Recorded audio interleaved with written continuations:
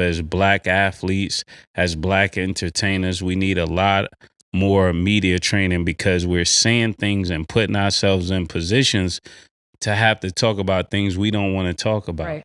And when there's a much higher road we could take, and we don't have to be so, so vocal about everything if we're not going to be vocal about things. So for years, I said nothing about many things because I wasn't in that light and I didn't want to continue to speak that. But now that I've taken on this and I'm here on this platform, anytime I go somewhere, people are going to want me to speak. Yeah. They feel like you spoke about this, and I understand that that comes with this. So before doing this, I would sit down with people and say, hey, is this something I really want to do? Because I understand that if I start speaking here, somebody may ask me to speak about something over here. And not that I have to speak Right. about it, but they're not wrong to ask me to speak about it. Yeah. So let me ask you this. Why do you think that like media training thing has kind of changed? Because like obviously you growing up versus, people and especially young people now in the media, where do you feel like that disconnect comes from? Because so many people succeed at being ignorant that people think they don't have to be smart. Because you watch some of our greatest celebrities are not that intelligent. yeah. So then when you see people make so much money being ratchet or being silly or being buffoons or being clowns or whatever name you want to put on it, or this woman not carrying herself a certain way, then you tend to think, I don't have to have class to get to a certain place. But what they're missing is that what you did to get there, it's going to take something different to stay there. Like, yeah, you could make a stupid song and get there, but if you're gonna stay there, then you're gonna have these things that I'm talking about. So that's the difference. The difference is the longevity. You don't get to being a LeBron without having those other parts. You don't get to being a Michael Jordan without those other parts. Now, can you have a breakout 5 games in a row and be a Jeremy Lin? Right. Yes, but if you're going to continue, if you want continued success, then there's going to be things you have to have in your makeup. You just do a stupid dance and get caught on camera, and now you're famous. Even Hawk Tua. Yeah. Yeah. So even your illness can make you a celebrity today. Wow. But it won't keep you in front of that light. It's just the other things that I'm speaking of that keep you in that place. So if I had one great game, people like, oh, this guy's nice. But in order to be Hall of Fame, you got to do it night after night. And that takes discipline, that takes consistency and all of those things. And in order to have that, your brain got to be straight. Yeah.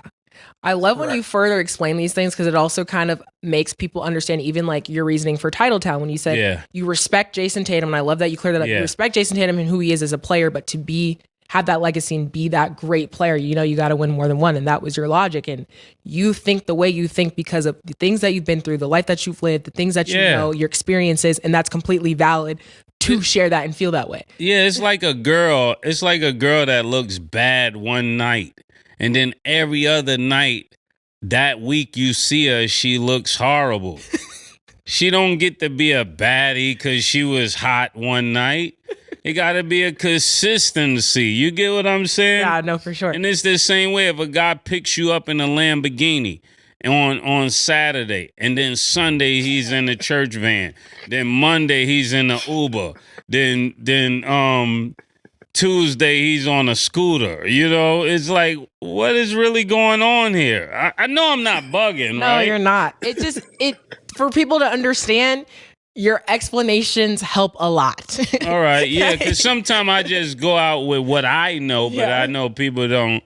Everybody doesn't know what I'm thinking or what I know, and that is a flaw of mine that I'm working on. Sometimes I just go with it because I know what I'm talking about, but I have to make sure the people around me knows what I'm talking about. No, love the explanations. I learn something new every single day. For me, it flipped a switch because my journalism bag. I'm like, ooh, I have another question. We can chat another day about that stuff because you have a lot of gems that you share, and I think a lot of people want to know them whenever you're ready to speak about it. That makes a lot of sense. And for those that are listening, don't be offended by it. That's something me and Kim Cam was talking about, and when he kept saying, so you don't mess with them, I was like, no. And that's kind of that mindset of people. They think when you hear something that's opposite of what they're doing, that you don't mess with them. Mm-hmm. No, it's just I see it differently.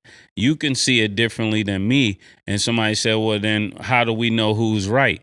The end result always tells you who's right. You might not agree with me. I may not agree with you, but time is always going to tell us who was right. Some of these people that make it to these levels, even myself, I had to learn to toughen my skin. Like even being around Cam, he's like, we're the same, but then we're opposite in a lot of ways. But being around him reminds me that I got to keep my skin tough, you know, because he's going to say exactly what he's thinking. And me being in the South and being around Christian people and all of that, a lot of those views I didn't have to deal with for 20 years. So coming back in this environment is like cold water in the face, you know. It's like, did he just say that? That's why sometimes I'm like this. It's not that I don't remember where I was. It's just I've been removed from that. Yeah. So to him say that, like he said, love is in the background. Yeah. I'm like, did he just do that, or the girl twerking on the stage? It's not that I don't know what he's doing. It's just, you know, being removed from that. And I think, you know, there has to be a place where we can start developing the athlete's mind. Yeah. Like we're developing their talent. Yeah. But the mind has to be developed. So I think that's the reason why I'm still here and still in my right mind. So many crazy things have happened. Yeah. But when you've been trained to be in a certain mindset, you saw my high school coaches. Yeah. So, you know, I'm trained for everything. They're dope. If the coach becomes a crackhead, if he dates one of the players' moms, anything happen, I'm ready for it. Yeah. And I think that's what we got to start preparing these guys for, because they're making generational money, but they have neighborhood mindsets. Yeah, that's a really great point. And there's really no preparation for it. I mean, I can't compare to how an athlete feels, but just even being in a space that I've never been in before, you learn just something new every day. Just like you being around us, you're going to be prepared for more mentally because you've been trained. You walk with people to do so. Sometimes these are first generational rich. Mm-hmm. First generational rich is totally different than second generation. Yeah. Especially when everybody around them is first generation too. Mm-hmm. Because even just being around you and Cam, you guys hold me to a higher standard. Like I think differently. Like I process things differently that I probably never would have looked at differently before. So it's like a learning curve, and being around people who can teach you, show you. But if you're not around and not willing to listen, you're never going to catch those gems that you need to know to be successful and really be legendary later on in life.